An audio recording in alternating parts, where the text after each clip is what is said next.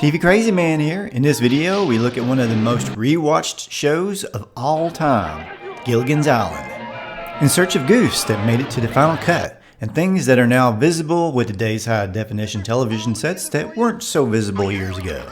Things that sometimes show us how effects were done back in the day, and sometimes just really make you go,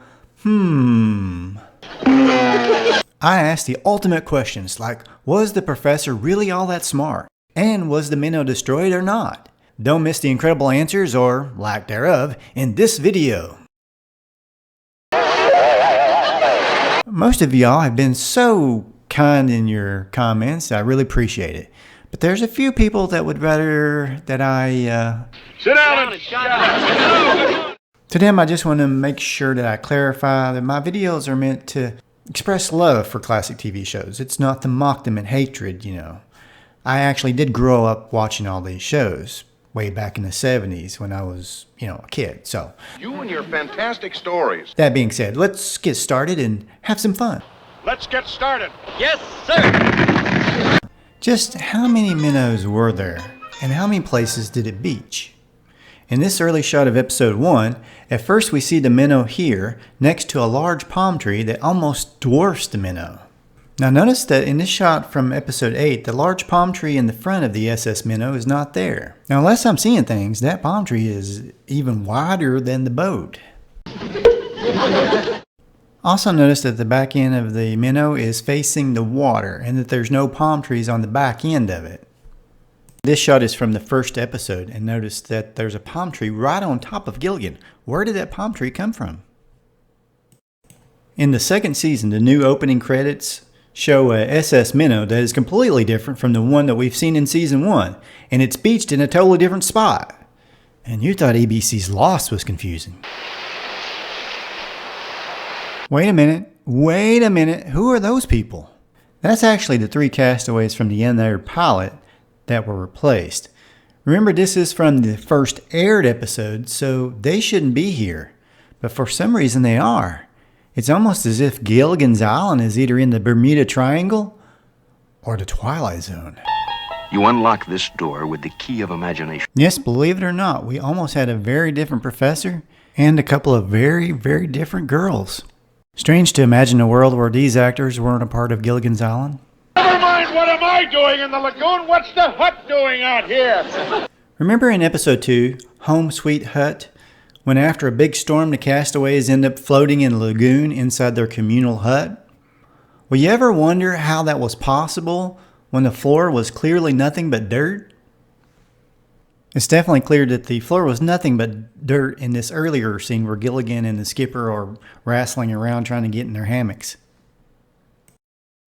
I think someone ought to report him. Well, he will bear watching. Do you remember how long the Howells had been married? Well, I'm not sure they did either. Lovey, we've been married for 19 wonderful years. Suggested we've been married 20. Well, I've been married to one for 22 years. Well, this isn't a goof. I bet Mr. Howell's like me and can't remember dates to save his life. So Mrs. Howell's probably right. Look at my dress. It's the only dress I have. Well, Ginger, about that. I mean, sure, Ginger does tend to wear this dress a lot. Apparently, she must have fixed it. And several episodes later, Ginger is wearing this dress, which looks like she made it from a cell that was on the Minnow. I'm not sure. And the dress that Ginger supposedly ruined in the very first episode does show up again and again, and so does a lot of other outfits. Like this one, and this one, and this swimsuit. Well, And then there's this one. Now you could say that she borrowed these clothes from Marianne, but Marianne's shorter. And of course, why did Marianne bring so many outfits? And we're supposed to believe, of course, that the Howells brought all kinds of luggage with them as well, even though they were only gone for 3 hours. I mean, it was a 3-hour tour, right? For a 3-hour tour, a 3-hour tour. Yeah, that's exactly what I thought. I bet you don't remember what the skipper's real name was. His skipper, Jonas Grumby, is an old salt in these waters. In the first episode, when they're listening to the radio, there's something weird going on, like a sort of a Bermuda Triangle time jump. As the professor is sitting down listening to the radio, then he's standing up, which, okay, you can assume he stood up, but then he's sitting right back down again, in the exact same position he was before. There's no sense in upsetting the others over anything so preposterous. When Gilligan creates a glue the castaways use to patch up the ship, the entire ship hilariously comes apart, which even when I was a kid I didn't think made much sense, as of course the parts that are nailed down are coming apart. Not just coming apart, they're flying off into the air. Of course, like I said, this is very hilarious. I mean, it cracks me up. But the goof comes when you notice that the boards that are supposed to be flying off of the ship are actually being thrown at the ship. Believe it or not. Like a ghost ship that refuses to die, the Minnow would reappear in long-distance shots towards the end of the season, at least a couple of times, or possibly even more. Believe it or not. This time I'm going to make you admit that you don't believe you either. In the episode The Big Gold Strike, watch what happens to Gilligan when he falls into the mine. It's unbelievable. I wonder if it could be down. Did you catch it? At the last second before Gilligan should disappear naturally, it's almost as if he just, poof, completely disappears before he's out of camera range. Was the camera not fast enough to catch that last second? Or did Gilligan just disappear out of existence for a millisecond? What will we do? Mommy! In that same episode, when the castaways are trying to sail off in a life raft, a mysterious man can be seen in the background on the left side. It can't be the skipper because he's in the water, but it sort of looks like he has a hat like the skipper, doesn't it? Believe it or not. In the episode So Sorry, My Island Now, when Gilligan tries to drive a submarine that belongs to a Japanese soldier who thinks it's still World War II, Gilligan gets a little help from a scuba diver. You can see something pop up in one shot and then the scuba diver's tank in the other one. No doubt about it, Kurt Russell would have never become an action star without having a guest appearance on Gilligan's Island. I mean, look how fast he grew up in this one episode. Okay, that could just be a stuntman doing his action shots for him. Maybe. Now don't get me wrong, I like the professor as much as the other castaways, and Russell Johnson deserved to be a bigger star than he was after the show was over.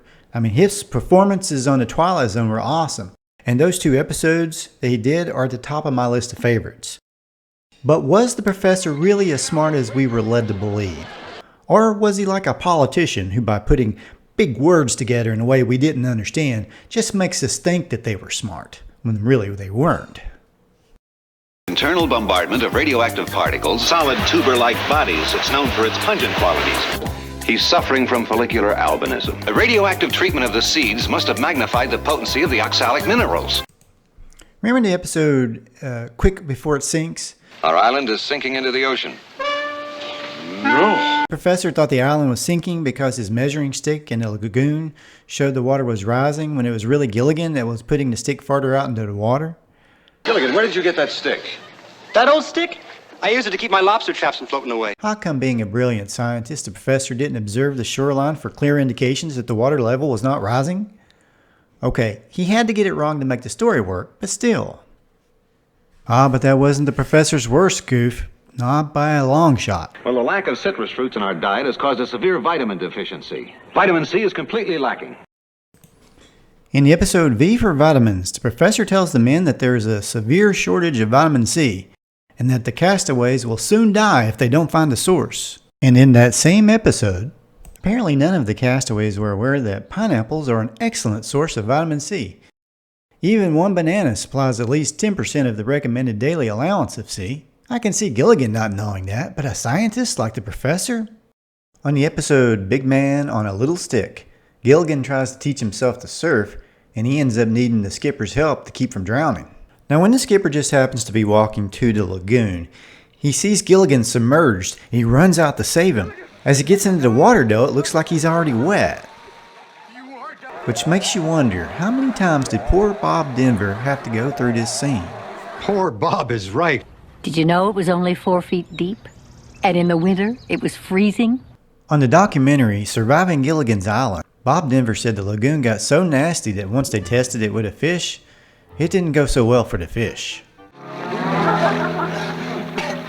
Now here's a funny way to create a fight scene without using stuntmen. Just have your actors jump up and down behind some bushes, throw in a dummy of Gilligan real fast, kick the dummy's legs in the air a couple of times, blow smoke or dust in the air, and end with somebody in a wrestling position, and boom, you have a fight scene where positively no one gets hurt, and everybody watching laughs.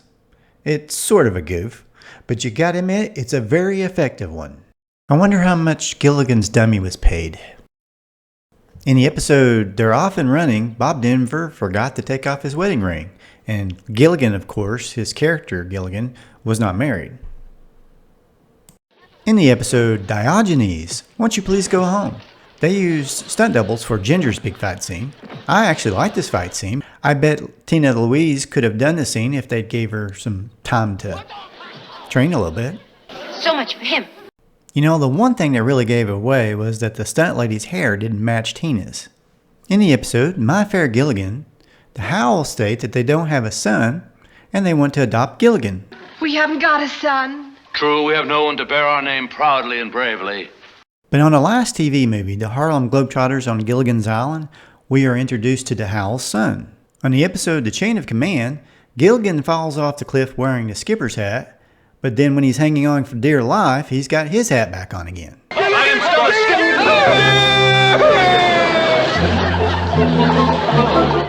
In the episode Feed the Kitty, they use a real line throughout the episode, but at the very end the line turns into a puppet that repeats the same basic movement over and over again.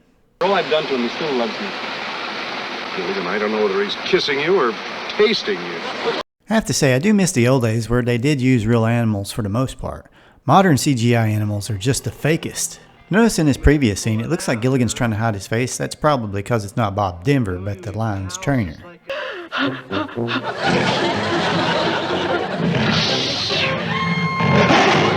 Now, is it just me, or did they put in a fake Mrs. Howell here? In the episode Allergy Time, somebody is in the hut with Gilligan and the skipper that isn't supposed to be there.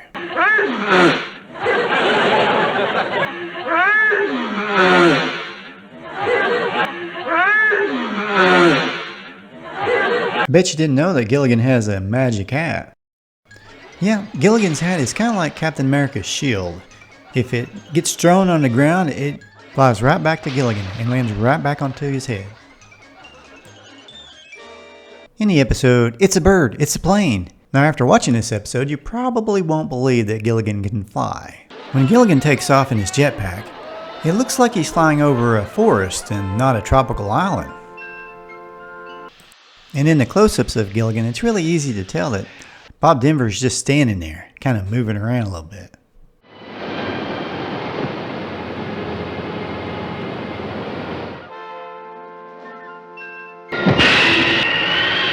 Okay, no, that part with Superman didn't happen, but that would have been cool. In the episode The Pigeon, you can see Bob Denver hanging out waiting for his cue.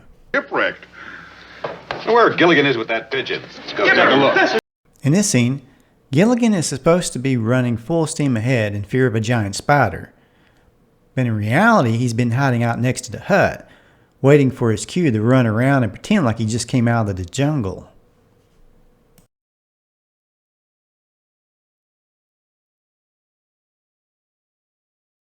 Just a quick word about my latest cartoon from my other channel, the Frady Cat Cartoons channel.